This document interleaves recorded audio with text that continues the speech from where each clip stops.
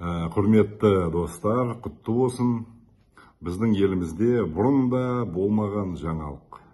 Сіздерді құттықтағым келеді, сүйінші сұрағым келеді.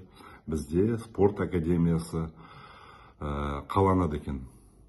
Сол бәрі тамаша енді. Спортқа көңіл бөлуіміз керек. Мен өзімді бірнеше жыл білесіздер, Қазақ күрес федерациясын басқардым. Біздің елімізде одан қалды Қазақстан барысы деген үлкен жобаны іске асырдым. Бірақ та мен де таңғаламын. Біздің елімізде басқа проблемалар шешілді ме? Өйткені академия жарайды бола берсін, бірақ та оның құны $300 миллион. 300 миллион доллар. Айналайындар, $300 миллион деген миға сыймайтын сома. Бізде оңтүстікте, Қызылордада, Түркістан облысында, Шымкент қаласында, Жетісу, тағы басқа оңтүстік өңірінде бізде 3 сменамен біздің бейшара бүлдіршіндеріміз оқып жатыр, білім алып жатыр, мектептер жетпей жатыр. Сол $300 миллион 150 су жаңа мектеп салуға болар еді. 150 мектеп.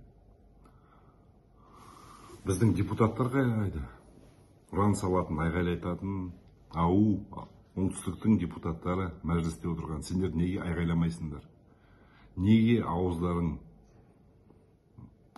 жабық, ауыздарыңа неге құм құйылып қалды ма, алтын құйылып қалды ма? Неге үндемейсіңдер?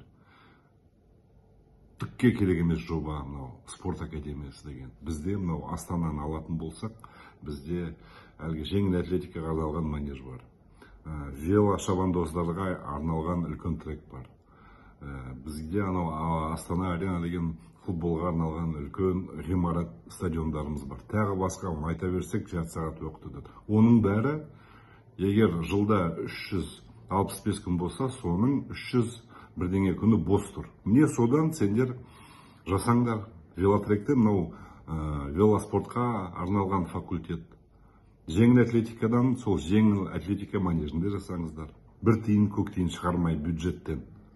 Жоқ, бізде бұл схема арғарай үрбейді. Сол 300 миллионды не, қай жерге тығарын білмей жатыр ма біздің үкімет? Біледі, әбден біледі. Ол ғимараттың бағасы көп болса, сол 300 миллион емес, 30-ақ. Қалғаны ұрланады. Осыдан 3-4 жылдан кейін, немесе одан да бері біздің министрлар сотталады. Бәрі бұл коррупцияға әбден малынған схема. Айналайын, біздің көшбасшымыз президент болып сайланатын да Қасым-Жомарт Кемелұлы. Енді түсінікті біздің депутаттарымыз әудемейтіні, үндемейтіні.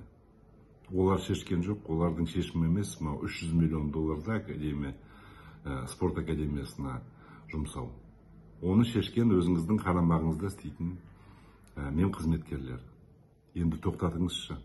Сол 300 миллионды одан да халықтың игілігіне мектеп салып беріңізші. Тағы да басқа бізде жобалар жоқ емес бар. Халықтың пайдасына, халықтың игілігіне жариялатынады. Егер сол шешімді сіз жоққа шығарсаңыз, мынау спорт академиясы туралы, мен ертең 20 қараша күні барып өзіңізге қолымды беререм, даусымды беререм. Жалғыз өзім емес, 4 баламды жетектеп барарым. Жарайды. Кәмелетке жетпеген тағы 2 балам бар, сол үлкен балаларымды алып барарым. Келіндеріңізді алып барарым.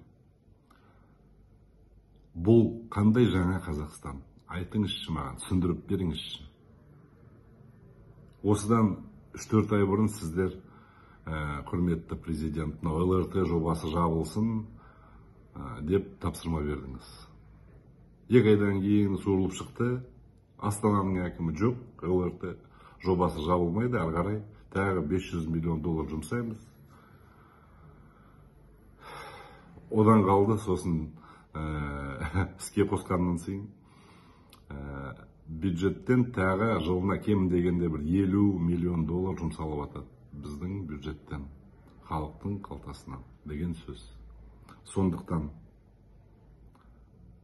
ешқандай жаңа Қазақстан жоқ, өкінішке орай.